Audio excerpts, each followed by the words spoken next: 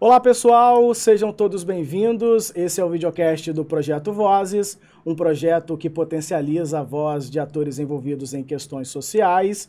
E hoje nós vamos falar de um tema muito importante e necessário a ser debatido. O nosso assunto hoje é lixo e sociedade, os desafios e as oportunidades do ambiente urbano. E para esse bate-papo, eu recebo o sociólogo Leonardo Bins, professor do Instituto Federal do Espírito Santo, especialista em sociologia da questão ambiental e urbanização periférica. Seja muito bem-vindo, professor Leonardo. Eu que agradeço o convite. Recebo aqui também o arquiteto e urbanista Renan Grisoni, ele que é diretor de atividades da ONG 118, é especialista em urbanismo da questão social, né, sustentabilidade em espaços urbanos. E seja muito bem-vindo, Renan. Obrigado, André, pelo convite e vamos lá. É isso aí, pessoal. Convidados apresentados, vamos lá já se ambientando aqui, né, com o nosso tema. A gente sabe que tratar do lixo é sempre uma questão assim, muito delicada, né, professor?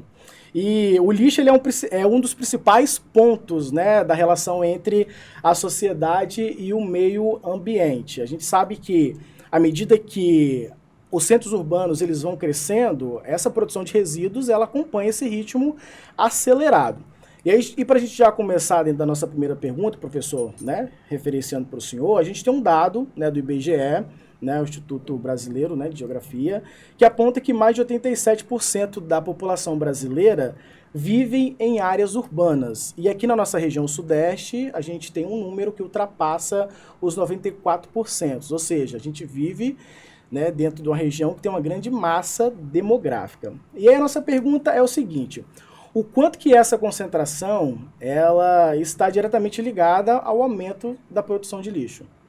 Bom, muito obrigado pelo convite mais uma vez. A questão do lixo ela é muito interessante, né? Para a sociologia, para as ciências sociais. Se a gente for analisar, por exemplo, os estudos arqueológicos, eles são estudos baseados no lixo, né? São vestígios humanos que são deixados em grande medida e os cientistas vão pesquisando esses artefatos, provavelmente pratos quebrados, utensílios quebrados, enfim, e que nos dão pistas de como que as sociedades antigas viveram, né? Mas, sem dúvida alguma, o lixo, na atualidade, ele é talvez o principal problema das grandes cidades, o lixo e o transporte público. O lixo, então, ele em grandes centros urbanos, a tendência, obviamente, porque geralmente é feito um cálculo de produção de lixo por habitante, quanto maior é a população, maior vai ser essa concentração. Óbvio que esse cálculo não é um cálculo feito para todo o planeta. Existem sociedades que já têm uma consciência ambiental, por exemplo, que não utilizam mais sacolas plásticas nos supermercados. A gente ainda está engatinhando com esses processos. Então, não é um cálculo exato que dá para ser feito para todo o planeta, mas, obviamente, que quanto maior a concentração urbana, maior vai ser a produção de lixo. Contudo, André, a gente tem que refletir também que há sociedades que vivem isoladas, há uma dificuldade maior de coleta desses resíduos. Se a gente for analisar, por exemplo, o tratamento dos resíduos na região norte do país, onde tem maior concentração de espaçamentos, né, de grupos humanos, você tem muito maior dificuldade para a coleta de rede de esgoto, para a coleta de lixo, enfim. Então a gente tem que analisar sempre quais são as potencialidades, os limites, mas certamente a gente precisa rever como a gente está destinando o lixo nas nossas cidades. Perfeito, professor. Então, isso, assim, é um reflexo de uma sociedade do consumo, né? O nosso próximo ponto é para poder falar desse consumo desenfreado. E aí, Renan, o sociólogo e filósofo francês, o Jean Baudrillard, ele, no livro A Sociedade do Consumo, ele afirma que a gente consome por status e símbolo, né? É um consumo que acaba sendo desenfreado e, de certa forma, né, um reflexo, né, dessa sociedade consumista. E aí a pergunta é o seguinte: de que forma isso impacta diretamente o planejamento urbano e quais exemplos de cidades mantêm esse equilíbrio, né, entre o crescimento populacional e a gestão de resíduos? Bom, mais uma vez, obrigado, André, pelo convite. Essa é uma pergunta muito interessante, na verdade, porque nos faz refletir, né, sobre como estamos agindo em relação ao planeta mesmo, né, não só no nosso país. Mas, por exemplo, hoje em dia, com essa urbanização e as coisas muito mais rápidas, né, que eu estava comentando, acaba que os produtos, até alimentícios, tudo tem embalagem, tudo vem muito rápido, você tem que comer rápido, é tudo muito manufaturado, de certa forma, que gera muito lixo. Né? Então, tem esse questionamento. Também tem os bens móveis, né? Os bens que você compra, que cada vez mais eles têm a durabilidade menor. Então, você costuma comprar uma coisa que já estraga, que tem essa obsolescência, né, programada para virar lixo. E você mesmo citou aqui, no caso de Vitória, 94% é em zona urbana. Então, fica complicado aqui, muito adensado e muito lixo produzido. Uhum. Exatamente. Então, das experiências bem-sucedidas que a gente vê, né, no Brasil, né, de reciclagem e tudo mais, a gente pode citar Niterói e a gente pode citar também Foz do Iguaçu, que tem esse programa, né, de porta em porta, que a gente chama.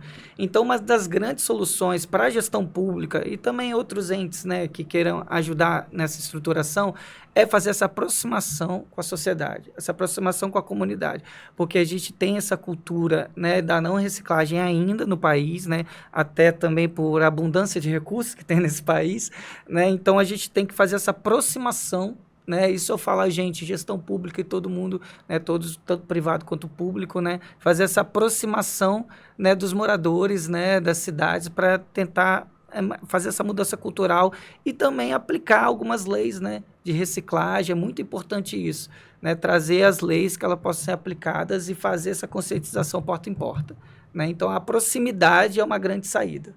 Bacana, Renan. É legal como essas situações elas interligam uma com a outra, né? Tanto do lado da filosofia, da sociologia, a questão, né, da arquitetura, do urbanismo, né? Tudo está envolvendo essa questão do lixo. Um exemplo prático, né, professor Leonardo, né, que a gente tem dessa questão de infraestrutura e sobrecarga, né, em aterros sanitários, é o lixão da Estrutural, né, do Distrito Federal. Né, foi o maior aterro sanitário da América Latina e aonde, né, mais de 2.000 pessoas, incluindo crianças, sobreviviam dessa coleta de lixo. Né? Começou lá na década de 60, foi fechado em 2018.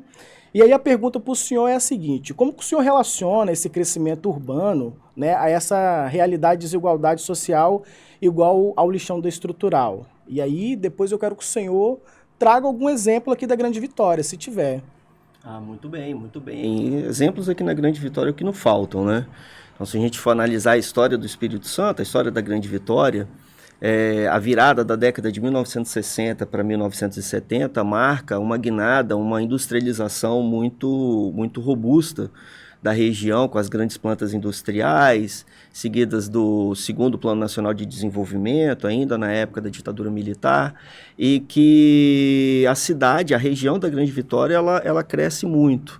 E cresce muito de forma desordenada, né? Sem qualquer tipo de planejamento. O Renan pode falar melhor depois, mas a gente tem vários nos 5 principais municípios da região metropolitana, excluindo Guarapari e Fundão, mas a gente tem Cariacica, Serra, Vitória, Vila Velha, Viana, casos onde o próprio poder público direcionava o lixo, né, os resíduos domiciliares para determinadas regiões da cidade, e esse lixo, esses resíduos atraíam uma multidão de pessoas para ir morar e viver desses resíduos, né?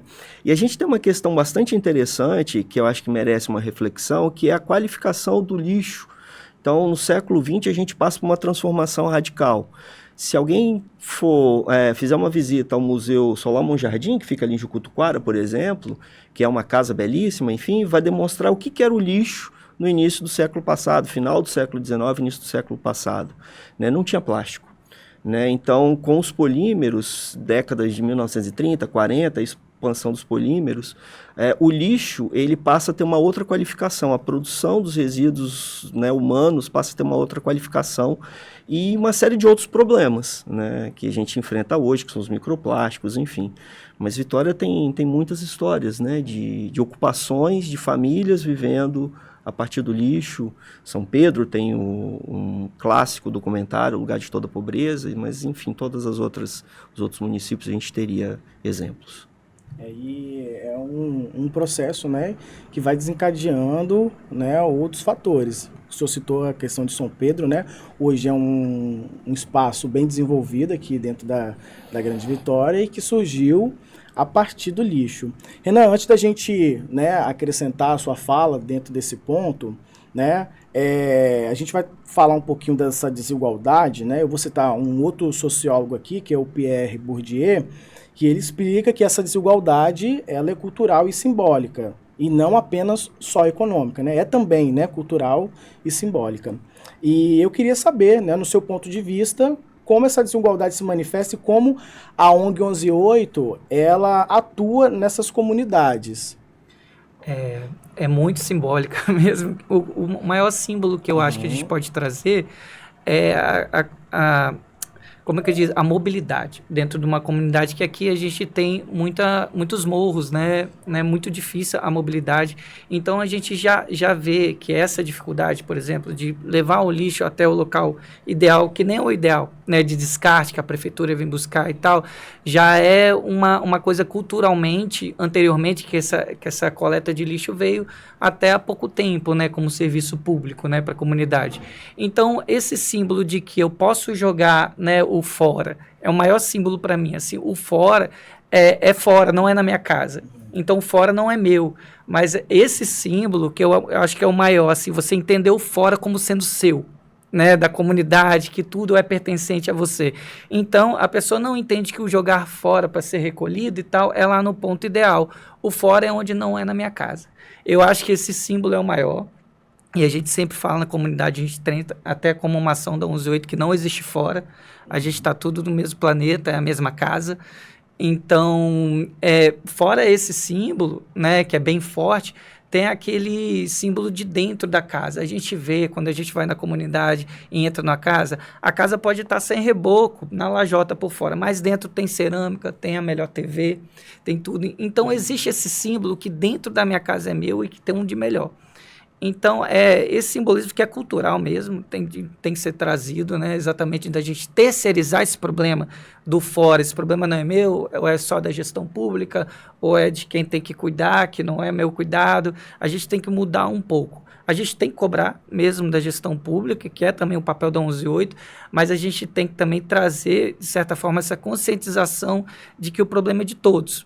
Aí a gente traz também, que acho que a gente vai citar posteriormente, né, as associações privadas, as associações públicas, né, também as organizações comunitárias, entendeu? Para ter esse entendimento, né, coletivo e todo mundo cuidar. E com esse entendimento coletivo a gente consegue cobrar melhor da gestão pública, né, que é o caso, assim, quando todo mundo se conscientiza, a gente consegue se organizar.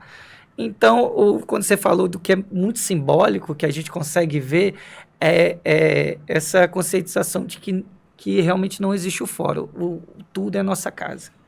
Exatamente. Tá certo, Renan. É um trabalho muito bacana, né, da ONG 118, trabalhando dentro desses territórios, né, em especial no território do bem, né, um trabalho fantástico, né, quero agradecer, né, a todos vocês que estão aqui hoje, porque realmente é um assunto que a gente tem que levar adiante, né, professor? É um tema, né, delicado, é necessário ser debatido, então a contribuição de vocês aqui hoje é extremamente importante, trazendo, né, esses exemplos do ponto de vista da sociologia, da arquitetura, do urbanismo, muito bacana.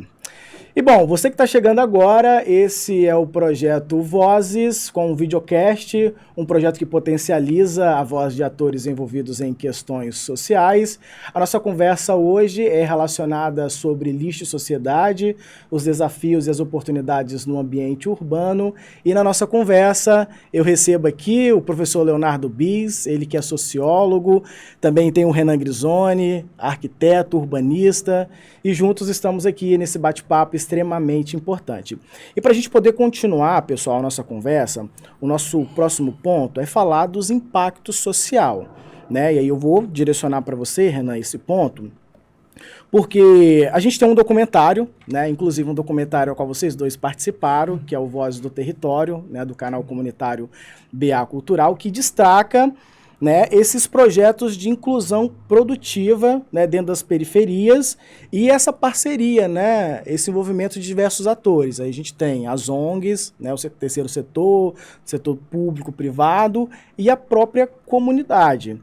E aí, Renan, como essas iniciativas, né, comunitárias, essas parcerias, elas ajudam a trazer o desenvolvimento para esse território, né? Nós vamos trazer o exemplo da Horta do Amanhã daqui a pouco, mas eu queria que você falasse sobre essas iniciativas. Primeiramente, a gente já começa a falar e exaltar as forças, né, da comunidade. Por exemplo, os líderes comunitários. Acho que sem eles, e tem que ser por eles, né, eu acho que esses trabalhos não seriam possíveis, porque é eles que vão estar lá, eles que vão trazer essa continuidade, é eles que vão também nos convidar, e porque a gente é sempre convidado, né, com muita honra, para ir nesses locais. E começa por aí a rede, que a gente encara isso como uma grande rede, né? E que, no caso, estava fazendo as contas aqui, Léo, já faz 15 anos, né, dessa história, né, desde quando eu era estudante de arquitetura ainda. E nessa rede, aí começa a entrar as organizações, né, civis, hoje é a OSC, a Organização da Sociedade Civil, né, e começa a entrar também a gestão pública, e nesses anos vão se passando gestões e tal, mas a gente, né, vai sempre, a gente precisa da gestão pública, seja ela qual for, né, e também os entes privados, que sempre fazem parcerias com as organizações, né, com as ONGs ou OSCs que estão vigentes, né. Então, o que acontece? Com essa rede toda, e também com a comunidade, e com o voluntariado da comunidade, a gente consegue se organizar e trazer essa consciência que eu estava falando anteriormente, né? Porque esse trabalho, o Léo também citou, que tem que ter uma continuidade, né? Não, porque eles são feitos em ciclos, e até também para a gente conseguir galgar uma política pública mais robusta, né, que é uma luta também em relação à moradia e urbanismo, né, de lugares que não foram, né, inicialmente programados, né, que aí o Léo também trouxe esse histórico, né, da ocupação dos morros aqui em Vitória, que não foi um bairro planejado, né, uma comunidade não foi um bairro planejado, por isso que a gente precisa dessa maior atenção, né, hoje precisa também, tinha que ter na época e agora precisa muito mais, e essa rede que a gente trata, que você citou, é o que vai trazendo essa consciência coletiva de todos os setores da sociedade. Então, a partir do momento que a gente não conscientiza não só o morador, mas também o ente privado, a gestão pública que vê as coisas acontecendo e também, né, tem que participar, e também as OSCs que ficam, na verdade, fazendo essas interlocuções, né, na verdade, a gente não só ajuda a executar, a gente, na verdade, fica lá tecendo essas redes, né, através de editais e outros recursos. Então, na verdade, a Horta do Amanhã, que você citou, para mim, é um grande símbolo, que você também citou, de amarração desses entes, né, de participação, e também símbolo da luta contra o lixo. Porque, como eu citei antes, ali era um lugar remanescente, né, da organização ali da TEIA, que foi feito dos condomínios de casa, né, que esses condomínios surgiram, feitos pela gestão pública, quando se desapropriou muitas casas para a construção da rua, que é ótimo, a rua, ajuda muito na coleta do lixo, porém foi desapropriado muita casa e foi criado os condomínios. Na criação desses condomínios, sobrou-se ali alguns espaços. Então, você pode imaginar que muitos condomínios, muitas pessoas morando, sem ter como, às vezes, né, e ter esse trabalho todo de jogar o lixo fora, muita reforma, né, porque a família vai crescendo, vai ter que aumentar a casa, queira ou não, então joga-se entulho, joga-se lixo, e também o problema cultural, porque ali tem que chegar essa cultura e, de certa forma, acesso a essa cultura, né, para entendimento sobre reciclagem, sobre onde jogar o lixo fora. Então, todo esse atraso, talvez, de chegar a essas informações, que são informações, né, foi criando esse lixão, né, nesses espaços remanescentes. Uma liderança comunitária até fala que teve o São Pedro, que teve, né, esse grande chamariz, que teve uma ótima intervenção da gestão pública, mas lá, essas comunidades também, o lixo era um grande problema, né? Continua sendo, mas menos, porque a comunidade, né, resolveu agir junto com essa rede que eu te falei. Então, gente, não é um assunto muito simples, né? A gente podia ficar aqui falando, mas atualmente é isso, é a rede que traz essas melhorias. E também finalizando a Horta do Amanhã, só explicando, é um lugar desse que tinha um grande lixão, né? Foi tirado 2 caminhões de lixo do local, foi trago terra boa, de qualidade, adubo, e a comunidade hoje cuida e a gente faz essa manutenção como rede. Às vezes chama o arquiteto para fazer uma melhoria, entendeu? Fazer a drenagem, porque ali é, né, velocidade da água, porque é morro, tem que cuidar. Então, o lugar da Horta da Manhã é esse lugar de luta também, de militância, para mostrar, olha, é capaz, é possível fazer. Não é porque esses atores, exatamente, né, para construir esse laço entre a comunidade, né, esses espaços que precisam ser valorizados, né, Renan? A gente vai voltar daqui a pouco novamente com esse lance da horta, porque eu quero puxar, né, para o professor, né, você citou que esses espaços eles precisam de visibilidade, né? E aí, professor, o lixão de São Pedro, né, como foi mencionado aqui, né, aqui em Vitória, e o lixão da Estrutural lá em Brasília, eles revelam essa vulnerabilidade das famílias que dependem do lixo. Ao mesmo tempo que esses espaços também eles servem de oportunidades para o desenvolvimento. Como dar essa visibilidade, professor Leonardo, né, a essas pessoas, sem cair no sensacionalismo, mas mostrando essa necessidade desses territórios? André, é uma questão que envolve mobilização de valores. Mas quando eu falo mobilização de valores, não são valores monetários apenas. Não que eles não devam ser mobilizados. Mas valores éticos, valores morais, de que são pessoas que estão ali, são irmãos humanos que estão ali e que a sociedade como um todo tem responsabilidade.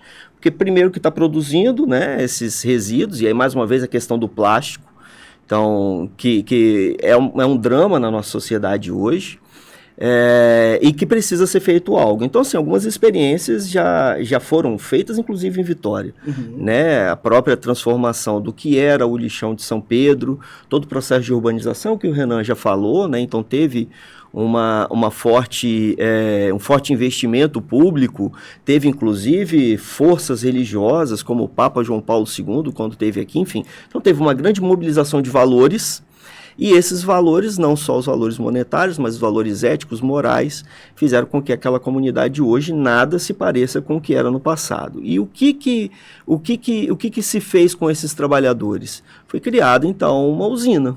Né? Então, essa usina, a usina de reciclagem de lixo, onde dá dignidade para esses trabalhadores, segurança, que essa é uma questão fundamental também para os trabalhadores que lidam com reciclagem de lixo. Não só a questão, né, de muitas pessoas verem esses trabalhadores de uma forma indigna, que não é, mas também a própria segurança deles, de trabalhar com vidro, por exemplo, que pode cortar a mão, enfim. Então, essa usina de reciclagem de lixo, ela funciona, enfim, ela deu trabalho para essas pessoas que dependiam do lixo, então é uma experiência exitosa.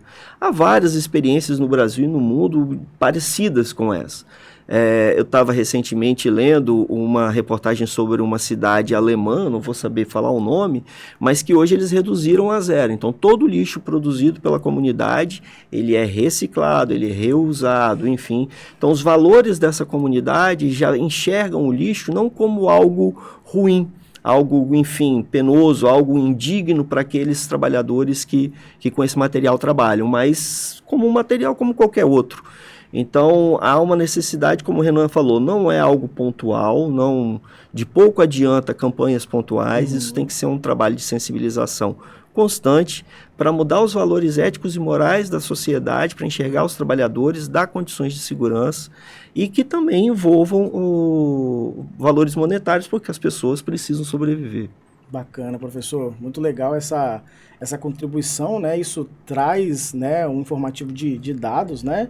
E é algo que norteia aqui o nosso roteiro, né? Porque, segundo a Abrelp, né, um dado de 2025, no Brasil, cerca de 800 mil catadores eles são responsáveis, né, por 90% da reciclagem. E aqui em Vitória, né, são 300 toneladas, né, de recicláveis por mês, né, distribuída aí em alguns pontos, né, para poder estar destinando esse lixo. Então, muito bacana, né, dentro dessa fala que vocês trouxeram. A gente já está encaminhando para o nosso final aqui, mas Renan, eu gostaria, né, que você falasse um pouquinho, né, do trabalho da 118 no Território do Bem, porque a gente tem um trabalho bem bacana rolando, né, inclusive vocês dois estão junto nessa, que é a questão do Circuito Verde, né, lá no Território do Bem, no bairro Jaburu, né, o professor também desenvolvendo um trabalho de pesquisa, né, de campo. Queria que vocês falassem um pouquinho, né, desse trabalho aí, né, falasse como é que está sendo esse processo. O Circuito Verde, ele partiu de uma iniciativa, de uma experiência que já tinha dado certo e continua dando certo, que é a Rota de Turismo de São Benedito. A ideia do Circuito Verde era trazer, através dessa ideia, né, de passeios, que já pessoas já iam conhecer a comunidade, né, desses passeios, a gente fazer uma linha, né, de intervenção dos espaços, um circuito mesmo, onde a gente pudesse fazer melhorias habitacionais, melhorias de comércio, de espaços públicos, de limpeza urbana, de tudo que eu acho que é de estrutural que pode ter, e também trazer, né, a pessoas a visitarem para tirar esse estigma, né, da comunidade de violência, essas coisas que é muito importante, como dignidade, né, que o Léo falou. Então, é interessante entender que a comunidade, ao mesmo tempo que ela vê a intervenção acontecendo, e ainda há um descrédito por causa da cultura, né, falando, mas quando vem o resultado começa a chegar, as pessoas começam mais a incorporar aquilo. E aí que eu vejo a mudança cultural acontecendo, né, porque ela vai limpar melhor o seu terreno, o seu quintal, vai ajudar no que está acontecendo, não quer ficar de fora. Exatamente, está vendo o movimento, tem muita gente chegando, muita gente visitando, ela acha aquilo muito interessante, porque a comunidade também tem carência de participar da cidade. Fortalece a comunidade. Fortalece, né, exatamente, então tem essa vontade. Então a gente vê essa força, aquela potência ali dentro, que a gente fala, né, incrível. Então a 118, na verdade, só vem com esse fator, né, de ajudar essa potência a florescer, como as redes com o Léo, com o IFES, que é uma parceria extraordinária, e a gente costurando essa rede sempre costurando essa rede, colocando mais gente, colocando mais pessoas para isso. E eu acho que a cultura vai mudar a partir daí, não só lá em cima, como aqui embaixo também, né, na sociedade civil como um todo. Essa é a ideia. Bacana, Renan. Professor, o que o senhor complementa dessa parte? Poxa, tô tendo a oportunidade de conhecer o Morro do Jaburu há pouco tempo, então tem talvez um ano que tô frequentando mais assiduamente, então tô mais tentando apoiar o trabalho da 118, tentando apoiar o trabalho do Cosme, que é uma liderança cultural, uma liderança importante do território. A gente está agora com um projeto Frutificar, que é um projeto para plantar árvores frutíferas em alguns espaços públicos, e tem sido muito interessante porque isso movimenta a memória ambiental das pessoas. Então os mais antigos começam a falar como quando eles eram crianças, que eles se alimentavam de frutas, como que eles brincavam a partir das árvores, enfim, e para os mais novos que às vezes não conhecem as frutas que estão consumindo, então eles vão ter a oportunidade de ver crescer e cuidar do próprio alimento. Então é uma ação importante que está sendo desenvolvida lá junto com a 118, junto com o Cosme. E o Jaburu, assim, se me permite uns 30 segundos ainda para falar, assim, é uma comunidade das que eu tenho a oportunidade de trabalhar, ela tem um diferencial que eu não encontrei em outra, que é a quantidade de árvores que tem na comunidade. Então, assim, é uma hipótese ainda, mas assim, às vezes o poder público não interferir na comunidade tem os problemas, óbvio, que a gente precisa de escolas, precisa de postos de saúde, precisa, enfim, né, dos aparelhos públicos, mas deixou que a comunidade ali fizesse uma autogestão a partir de um conhecimento ancestral. Me parece que isso é muito presente, sabe, assim, conversando com os mais antigos, os moradores mais antigos, e essa gestão arbórea, essa gestão da flora e, obviamente, que da fauna também, você vê que é uma comunidade diferenciada em relação a outras comunidades aqui de Vitória. Que tem muitas árvores frutíferas, e é uma oportunidade, a partir disso, da gente diminuir o uso de plástico. Quem sabe algum dia a gente convencer uma criança, ao invés de chupar uma bala, né, chupar uma manga, comer uma fruta que foi, né, a gente vai estar estimulando uma alimentação saudável, né, menos microplástico, enfim. Então é uma cadeia, mas que não acontece de uma hora para outra. Então, parabenizar aqui essa iniciativa sua, André, de dar voz, né, de conferir vozes, né, para as comunidades e, enfim, é assim que a gente constrói uma sociedade melhor. Bacana, professor, muito legal a fala de vocês acrescentando nessa importância, né, desses atores dentro da sociedade. A gente está encaminhando para o nosso final do videocast, mas antes eu gostaria, né, de ouvir as considerações finais de vocês, né, que gostaria que vocês deixassem uma frase aí de positividade, de otimismo para a nossa sociedade. Eu começo com o Renan e depois finalizo com o senhor, professor. Bom, agradeço, né, a oportunidade, como o Léo falou, né, de trazer essa visibilidade, né, para esse trabalho com comunidades, né. A gente não só trabalhar não só trabalho com Jaburu, né, tem essa rede de trabalho, mas aqui eu trago aqui, na verdade, um recado para toda a sociedade civil. Vá conhecer, né, conheça a comunidade, conheça os bairros, né, exatamente para desmistificar qualquer ideia, porque a gente só conhece indo mesmo, né? Então, esse é o meu conselho. Eu fui, nunca mais voltei. Estou lá até hoje trabalhando, enraizei, né? E fico muito feliz com esse trabalho. É isso. Bacana, Renan. Professor Léo. Pois é, aproveitar as palavras do Renan, né? Então, assim, existem vários projetos fantásticos em várias comunidades. A gente falou um pouco mais do Jaburu aqui, mas eu destacaria aqui também Jesus de Nazaré, que tem um trabalho formidável com Turno Morro, Fernando Martins, né? Tem a Rota do São Benedito, enfim, tem o passeio de caiaque na Ilha das Caieiras, enfim, saindo das Paneleiras.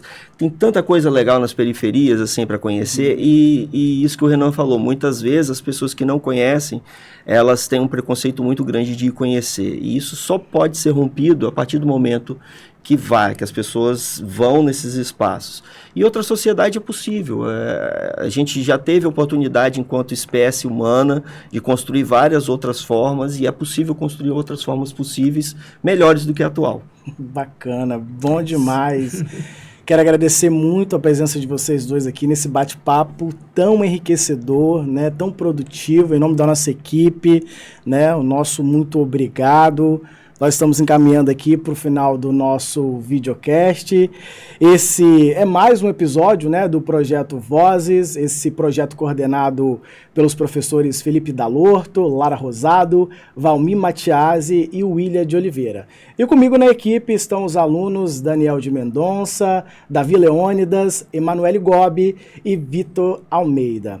E para conferir esse e outros episódios, você pode acessar a TV Faesa, o nosso canal do YouTube, e também no site lacus.faesa.com.br. Muito obrigado e até a próxima. Valeu!